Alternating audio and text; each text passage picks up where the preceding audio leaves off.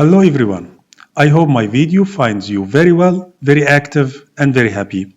In video number 9 in the series of internal auditing, we talked about the internal control system as per COSO, control environment, control activities, risk assessment, information and communication, and monitoring. Today in video number 10, we're going to talk about audit evidence and working papers, professional skepticism, reasonable assurance, persuasiveness of supporting evidence. Let's start with the audit evidence and working papers in internal auditing.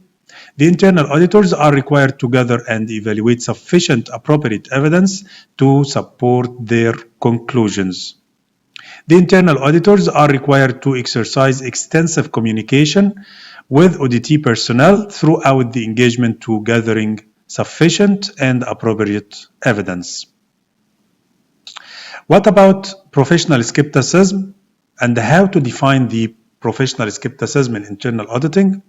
Professional skepticism means an attitude that includes a questioning mind, being alert to conditions which may indicate possible misstatements due to errors or fraud.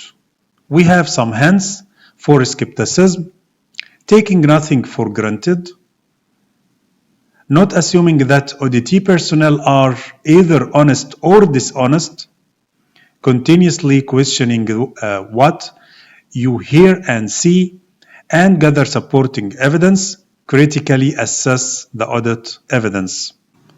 Reasonable assurance. And what is the difference between reasonable assurance and absolute assurance? First of all, absolute assurance means that you are confirming your opinion 100%. Reasonable assurance, you are confirming your opinion by percentage or reasonable percentage of assurance or confirmation.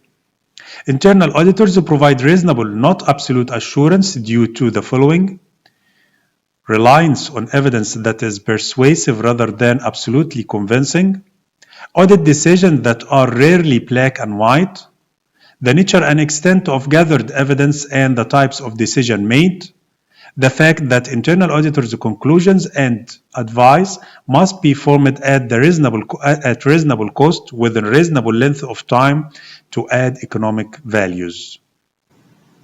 Persuasiveness of supporting evidence.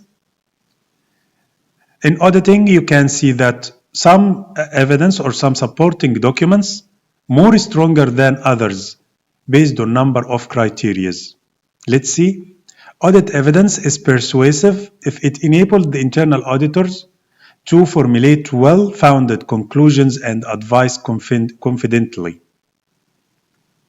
To be persuasive, evidence must be relevant, reliable, and sufficient.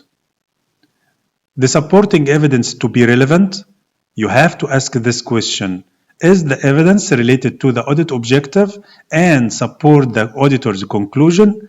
If yes, it means this supporting document is relevant.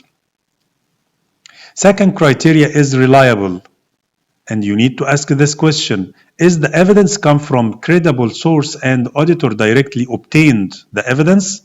If yes, so it means this supporting evidence is reliable. Sufficient, you need to ask this question: is the internal auditor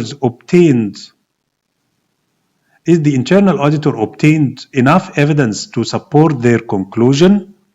If yes, it means this supporting evidence is sufficient. If the supporting evidence is relevant, reliable, sufficient, it means this supporting evidence is persuasive than others. This is the end of this video.